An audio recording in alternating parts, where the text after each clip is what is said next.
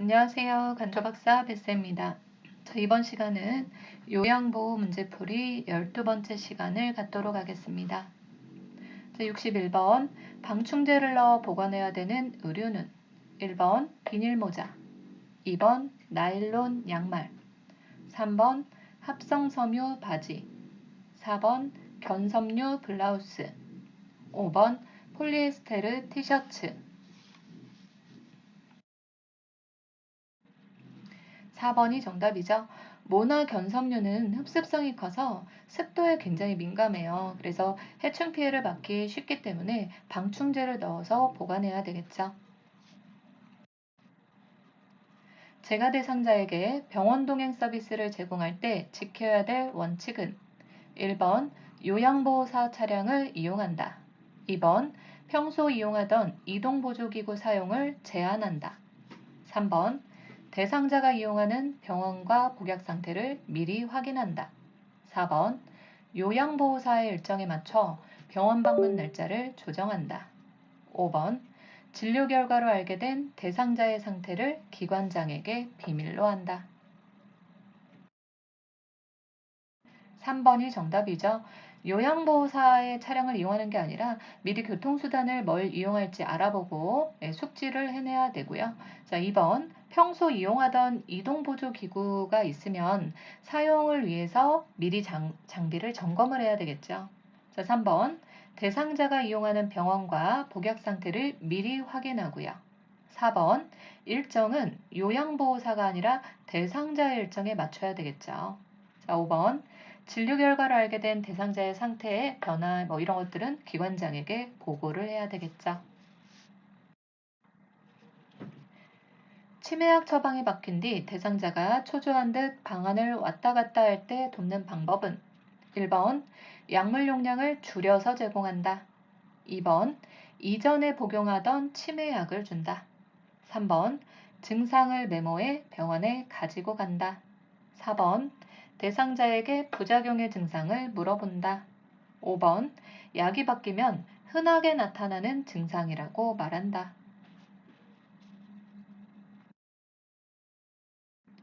3번이 정답이죠. 우리가 약물을 바꾸거나 용량을 늘렸을 때 그 전에 어떤 증상이나 이런 부작용들이 나타나는지 확인을 하고 이런 것들을 메모해가지고 병원에 갈 때 가지고 가야 되겠죠. 그래서 3번 증상을 메모해 병원에 가지고 간다. 휠체어를 이용하는 치매 대상자의 환경을 안전하게 조성하는 방법은 1번 방문은 어두운 색으로 칠한다.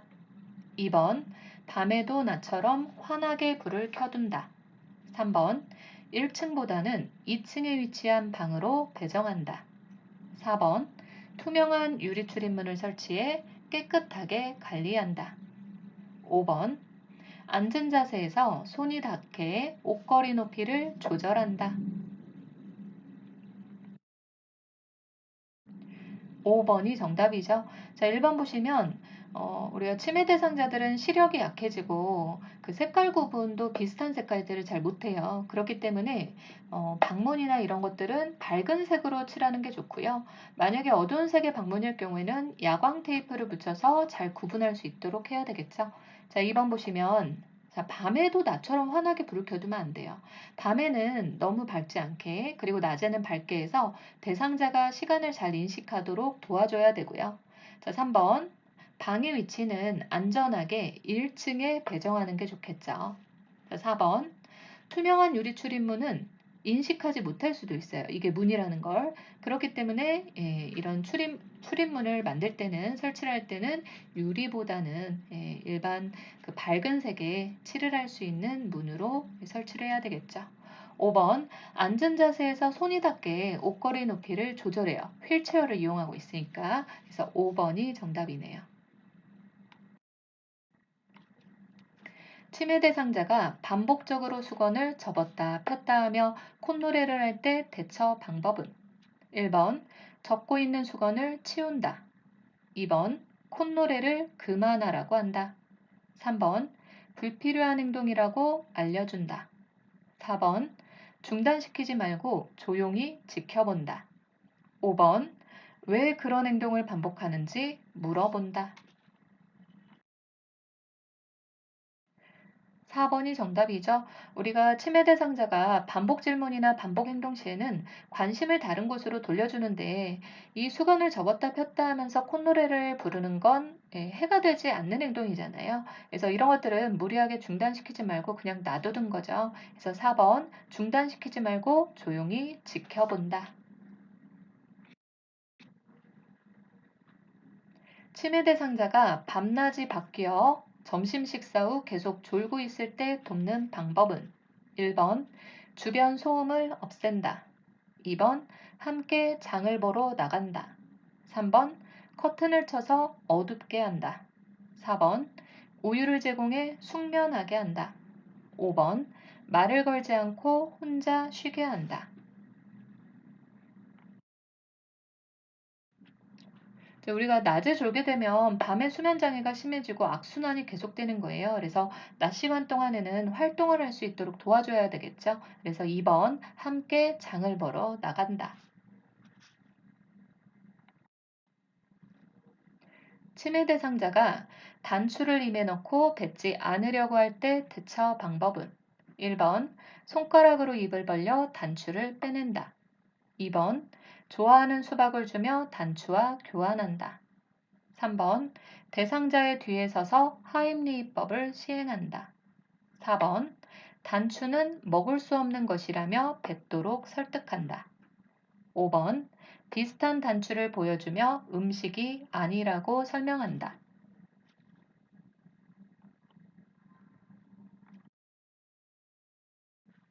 2번이 정답이죠. 치매 대상자가 위험한 물건을 뺏기지 않으려고 할 때는 좋아하는 다른 간식과 교환해 주는 거예요. 그래서 2번 좋아하는 수박을 주며 단추와 교환한다. 치매 대상자가 배를 잡고 안절부절 못하며 밖으로 나가려고 할 때 대처 방법은 1번 화장실로 데리고 간다. 2번 조금 있다가 나가자고 한다. 3번 배가 아프니 집에 있자고 한다. 4번 아들이 오면 함께 나가자고 한다. 5번 밖은 위험해서 나갈 수 없다고 한다.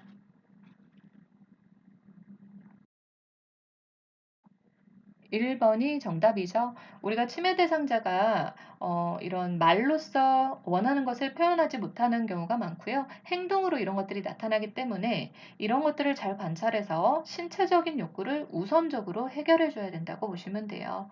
자, 그래서 1번 화장실로 데리고 간다.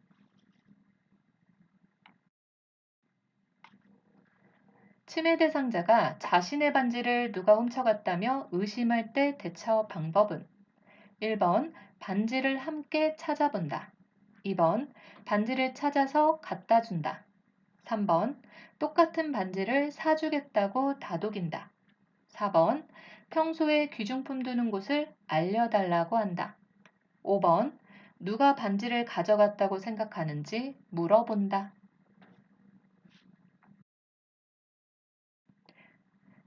1번이 정답이죠. 우리가 치매 대상자가 의심이 심해지는 이유는 최근의 기억들이 사라지기 때문에 내가 놓았던 곳들이 이런 것들이 없어진다고 생각을 하는 거죠. 그래서 주위 사람들을 의심하게 되는 거고요. 자, 이럴 때는 이런 의심을 부정하거나 설득하지 말고 함께 찾아보거나 아니면 치매 대상자가 물건을 두는 장소가 항상 비슷해요. 그렇기 때문에 장소를 파악해 두거나 아니면 관심을 돌리기 위해서 좋아하는 노래 부르거나 좋아하는 음악을 틀어주는 거죠. 그래서 1번 반지를 함께 찾아본다. 프로그램에 참여 중이던 치매 대상자가 책상을 흔들며 고함을 지를 때 대처 방법은 1번 온화한 태도로 진정시킨다. 2번 책상을 다른 곳으로 신속하게 옮긴다. 3번 스스로 화가 풀릴 때까지 그대로 둔다. 4번 손을 제지해 책상을 흔들지 못하게 한다. 5번 프로그램 진행 중이니 조용히 하라고 말한다.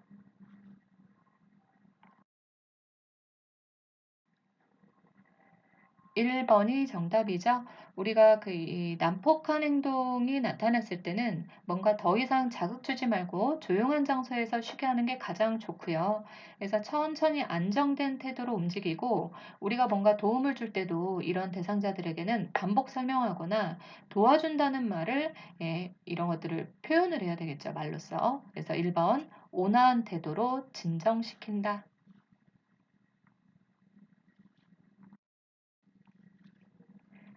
침해 대상자가 반복적으로 바지 지퍼를 내리면서 요양보호사에게 올려달라고 할 때 대처 방법은 1번 지퍼가 없는 바지로 갈아입힌다. 2번 창피를 주어 행동을 멈추게 한다. 3번 모르는 척하며 하던 일을 계속한다. 4번 계속하면 서비스를 중단하겠다고 한다. 5번 도와줄 수 없으니 스스로 지퍼를 올리라고 한다.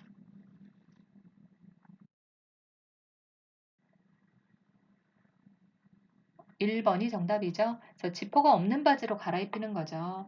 우리가 치매 대상자들이 이런 행동이나 이런 것들이 어떻게 해야 될지 모르는 경우도 많고요. 네. 불편감이 있을 때 해결해야 되는 방법을 모를 수도 있어요. 그래서 지퍼가 없거나 단추가 없는 고무줄이 있는 바지로 갈아입혀 주는 게 좋고요. 이런 증상이 나타났을 때는 욕구를 먼저 확인을 해야 되겠죠.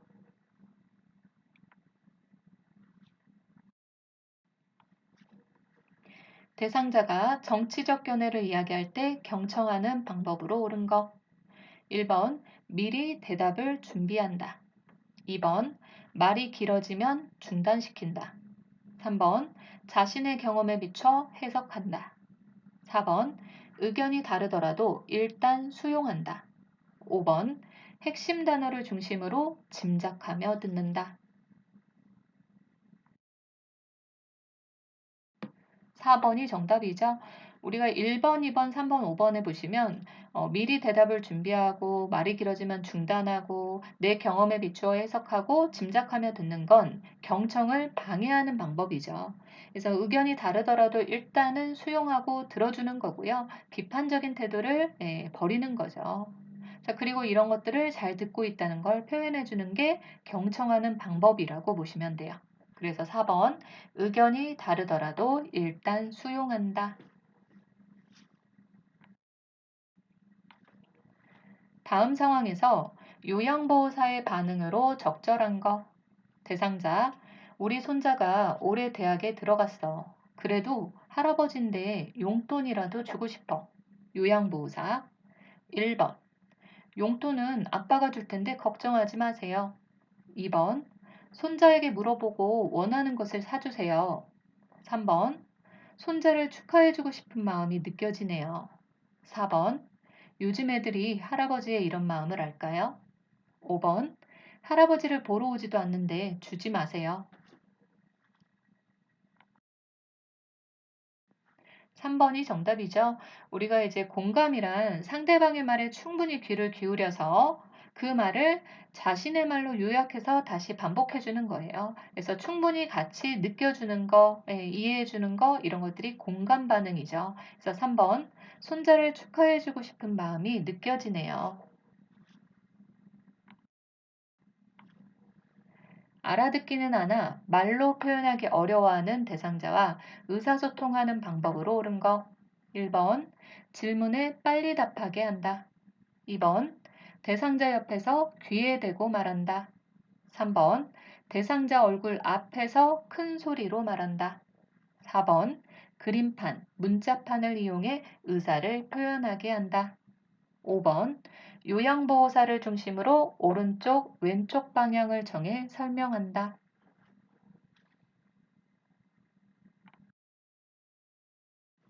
4번이 정답이죠.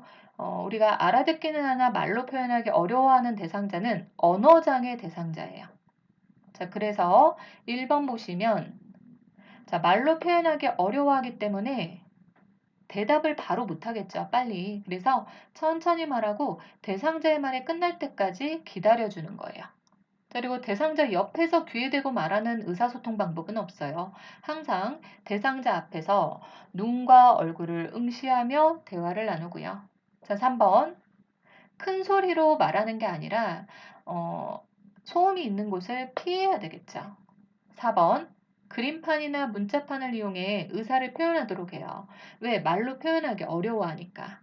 자, 5번 오른쪽 왼쪽 방향을 정해서 설명하는 건 시각장애 대상자와의 의사소통 방법이고요.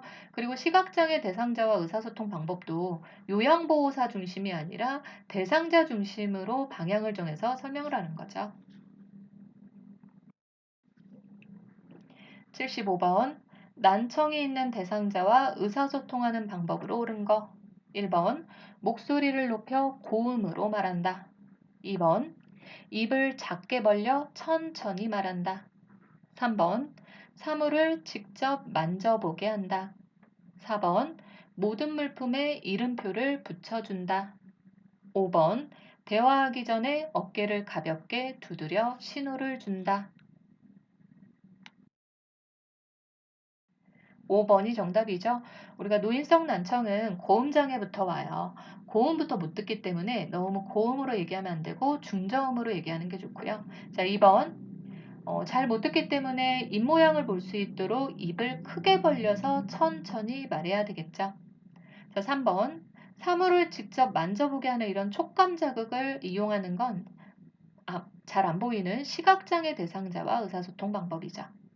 자, 4번 모든 물품에 이름표를 붙여놓고 이런 사용 방법이나 이런 것들을 적어두는 건 진압력 장애 대상자와의 의사소통이죠. 진압력 장애는 시간, 장소, 사람, 환경 이런 거에 대해서 인지를 못하고 인지가 떨어지는 대상자니까 이런 물품에 이름표를 붙여서 알려주는 거죠. 자, 5번 대화하기 전에 어깨를 가볍게 두드려서 신호를 줘요. 왜? 내가 얘기하는지 모를 수 있으니까 신호를 먼저 주는 거죠. 텔레비전 드라마를 보고 있던 치매 대상자가 여행을 가고 싶다고 할 때 반응으로 옳은 거. 1번. 지금은 여행을 갈 수 없으니 다음에 가세요. 2번. 드라마를 보니 여행 가고 싶으신가 봐요. 3번.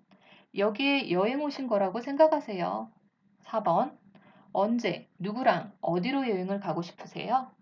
5번. 그렇게 말씀하시니 제가 더 여행 가고 싶네요.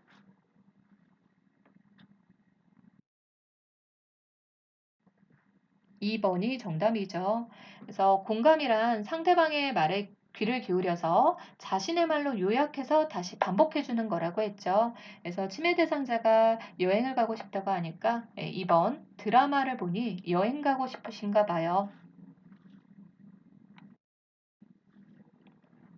자, 떡을 먹던 중 질식이 발생한 대상자에게 나타나는 증상은 1번 배를 움켜쥐는 자세를 한다.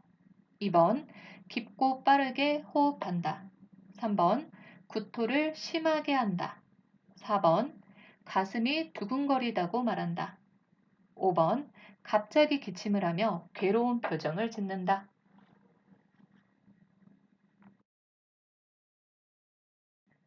5번이 정답이죠. 질식을 했을 때 질식 시에 대상자의 주요 증상은 목을 조르는 듯한 자세를 해요. 너무 숨쉬기 답답하고 막혔으니까. 자, 그래서 갑자기 기침을 하며 괴로운 얼굴 표정을 짓고, 자, 숨을 쉴 때 목에서 이상한 소리가 들려요. 이 숨구멍이 좁아져 있기 때문에. 자, 그리고 가슴 부위 호흡 운동이 보이지만 공기의 흐름이 적거나 없을 수 있어요. 자, 그래서 기침을 하거나 구역질을 하거나 호흡곤란 증상이나 심해지면 청색증, 파래지는 청색증이 나타날 수 있죠. 그래서 5번 갑자기 기침을 하며 괴로운 표정을 짓는다. 자, 프로그램에 참여하던 대상자가 침을 흘리고 몸이 뻣뻣해지며 발작을 할 때 대처 방법은 1번 입에 꺼지를 넣어 혀가 말리지 않게 한다. 2번 부딪히지 않도록 팔다리를 꽉 붙잡는다. 3번 미지근한 물을 마시게 한다. 4번 고개를 옆으로 돌려주고 조용히 기다리며 관찰한다. 5번 양손으로 복부의 윗부분을 후 상방으로 힘차게 밀어 올린다.